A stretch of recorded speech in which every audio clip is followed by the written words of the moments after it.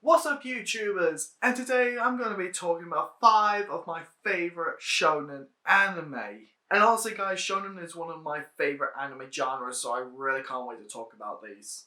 But for those wondering, what is shonen? As I'm sure a lot of people know, anime usually starts off as manga, and manga usually gets a debut in certain magazines. These shonen manga usually get promoted within Shonen Jumps, a very popular manga magazine in Japan.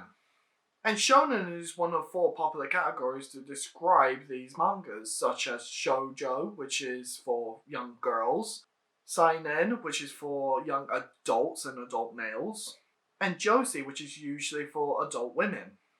The last 2 I might have mispronounced. Shonen is usually targeted towards young males, doesn't stop adults and females from enjoying this though. Shonen manga and anime usually also use other tropes such as the underdog trope, or even the power of dreams, or possibly most famous of all, the power of friendship. I'm pretty sure if you've watched an anime or read a manga that's used friendship to get a power up, that's probably shonen.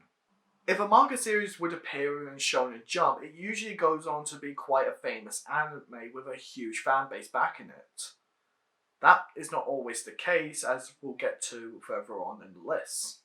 And I gotta admit, I really love shonen. Honestly, 5 is not enough for this list. I could honestly keep going on. I had to restrict myself for this list because I usually like to try and talk about the obscure animes or animes that don't really get that much attention.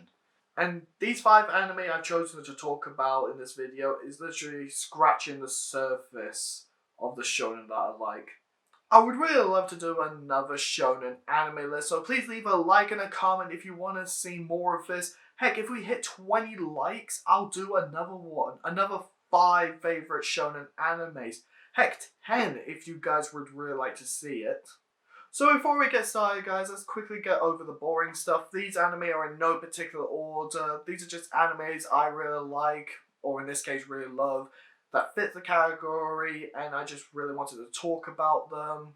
And of course, being shonen, no, I'm not going to talk about the big 3 in this list. I might do in my part 2 if the love is there.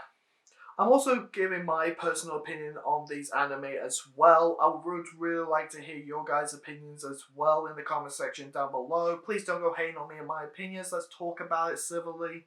And of course, if you like this video, whack the subscribe button. Please leave a comment down below. Give us a like. And let's jump straight into this. The first one I'm going to be talking about, guys, is one that's popularity is probably going to come booming back because of their games getting remastered for the Switch. And that's Mega Man NT Warrior. I'm pretty sure we've all heard about Mega Man at some point or another, being a character on Super Smash Bros. Or the original anime series of Mega Man. But Mega Man NT Warrior, for me guys, is my Mega Man. The world of Mega Man NT Warrior evolves around our characters having these devices known as PET. Hey, that spells pet. Each one having their own digital companions, sort of like a Tamagotchi, but these creatures are known as net navis, being able to go into the cyber world, the internet, and be able to battle each other or take on threats that is attacking in the internet. Our main character, Lan, gets his own net navi called Mega Man, who was created by his father. They go on adventures together, even entering a tournament alongside their friends, solving problems, even taking on their bad guy group whose goal is to take over the world. And I may as well say, this series is also on YouTube. The whole series of Mega Man NT Warrior is on YouTube. Even its 2nd season, NT Warrior Access, is on YouTube as well. Even you sub lovers out there, yes, it's all on YouTube. I also recommend dub users to have a look at the sub and compare the 2 series because not all the episodes are dub. I believe season 1 only has 4 episodes that hasn't been dubbed, and that's one-off stories as well. I think it even shown within XEs when there's been more episodes that's been missing a dub. Even one annoys me to this very day that never got dub. And if we're talking stuff that annoyed me, Mega Man's 3rd season never got dubbed. There was a 3rd season that took place moments after XE's end and continuing on the story. I really need to get back into watching that. I really do want to know what happened to Mega Man and Lamb afterwards. I definitely know Mega Man was very popular when the dub came out. Even the toys were very sought after. Even the whole battle chips that they used to give their net navis extra powers, weapons, and all that. That was very cool to see. It sort of reminded me of Digimon's Digimodify in a certain way. Wait, what came out first, Tamers or NT Warrior? Someone is ripping off someone. I definitely imagine fans are going to be really hyped when the game gets remastered for the Switch, being able to replay the NT Warrior games. I definitely know it's a really popular Mega Man series. I think even a little bit more popular than the original. That might be heresy. I definitely recommend Mega Man NT Warrior. It's definitely full of nostalgia bait for me. It's all on YouTube, so go ahead and have a watch. Next one we're going to be talking about, guys, is Dr. Stone.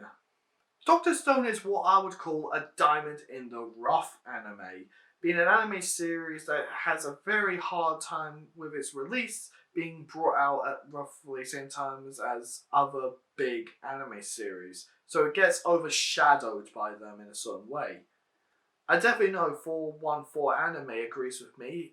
He agreed with my comment on his video about Dr. Stone. Wait, does that mean I can now tag him in this video? I'll be more surprised if he actually comes across this video. Hello if you're watching!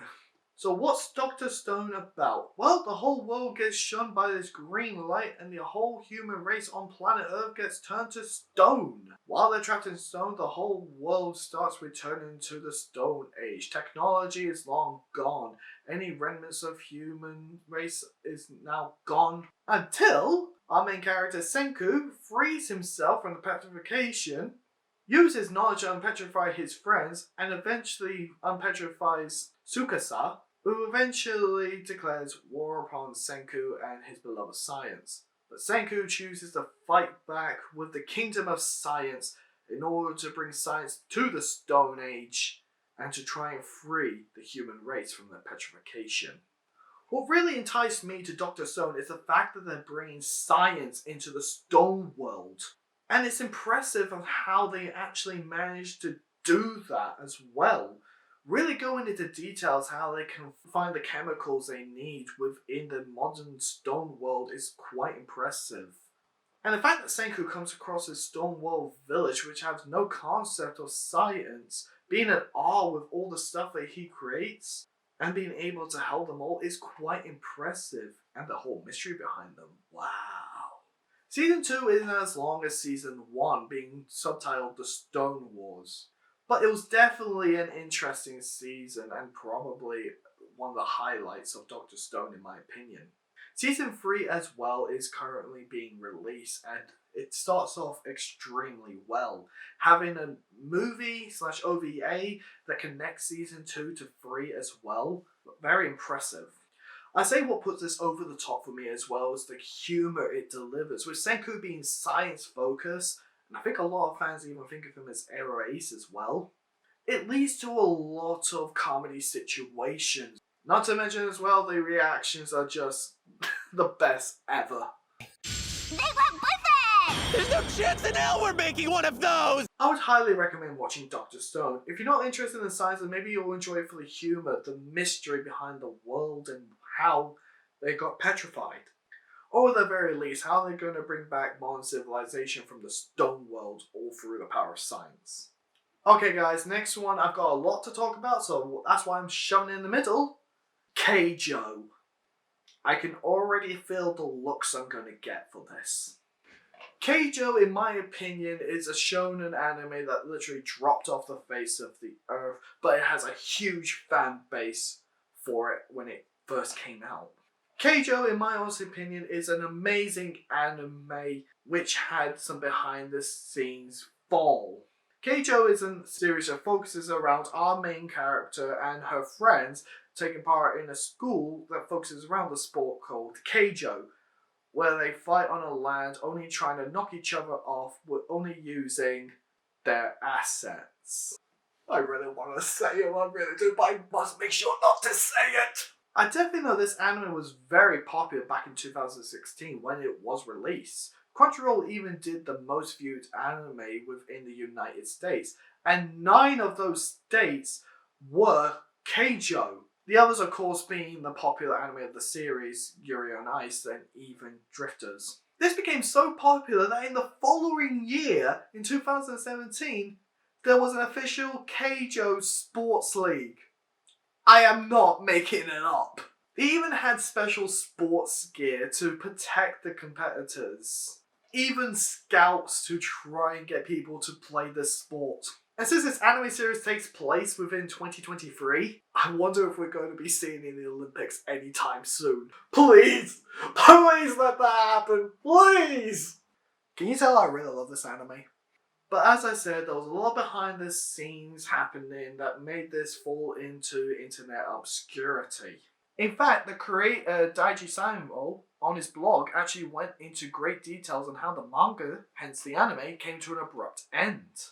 In fact, he got told that when the anime series ends, so should his manga series. That already screams out that they didn't think that this was going to be very popular and wanted it over and done with as soon as possible. In fact, he even goes on to say that he blames his own skill, asking for assistance, but the publisher not getting back to him with the help that he wanted. In fact, he worked on the manga with only one assistant and worked himself so hard he passed out. Hopefully by now he has fully recovered. But what probably put the nail in the coffin so hard was that when the anime was released, Shōnen chose to put the manga series at the back of their magazine. And if you don't know how the Shōnen magazine works, basically the further back your manga is, the less popular it is in Shōnen's opinion. It's surprising as well, as considering he only needed like one more sponsor for the series to possibly continue. But I'm glad he's happy that Shōnen actually gave him the opportunity to give Keijo out there, and I'm happy that Keijo is a thing that exists. I know it's possibly going to be highly unlikely that we're ever going to see Keijo again in the future. I have a feeling the manga career probably has now dropped the series considering how badly it was treated. But if there's any way this can get a continuation, I'll be backing him up 100%. The interaction with the girls is very hilarious, especially in regards to the sport. And I think what cemented this in my heart is the attack names. They really were creative. Even going as far as to have one of the attack names being a downright Easter egg for another popular Shōnen series. I definitely gotta say, if anything I've said or shown got you interested in Keijo, go and watch it. Let's try and get this popularity shooting up to the heavens once again, and maybe we can probably get this out of internet obscurity for good. Next up, guys, is possibly one of the most famous anime within this list, Assassination Classroom. Assassination Classroom follows students of E-Class, the failing grade class of their group. Their teacher is a yellow, unkillable octopus, dubbed Koro-sensei by their class. Koro taken from the Japanese word meaning unkillable, and sensei being the Japanese word for teacher. E-Class has also been given a task by their government to eliminate the octopus. But of course the students are becoming conflicted because this is the best teacher they've ever had, giving them opportunities they've never had, showing them they do have skills that they never knew were there. I think what helps this anime even more, thanks to it, is the comedy. Starting off as a comedy and working its way to becoming a serious anime. It really helps out. The comedy is helping these students get more comfortable, letting us know who these characters are and really showing off their individuality. And then tackling the seriousness of Koro-sensei at the end. Oh, the ending. The ending is honestly one of the most saddest endings I've ever seen. I definitely know it's one that's put a lot of fans to tears. I definitely know one thing Assassination Classroom is set up really well that I hope they go into one day is the fact they've pretty much set up a sequel spin-off series right at the end, which I would love to see. Even if it's just a short series, I would love it to continue.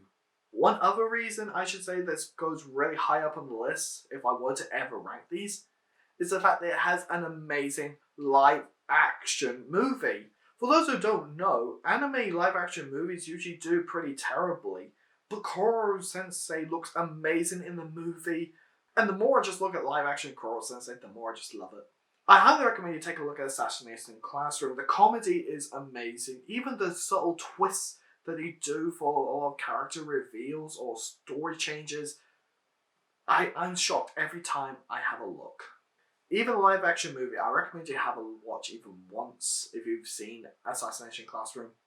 And finally, we're going to end things on something wholesome. Komi can't communicate.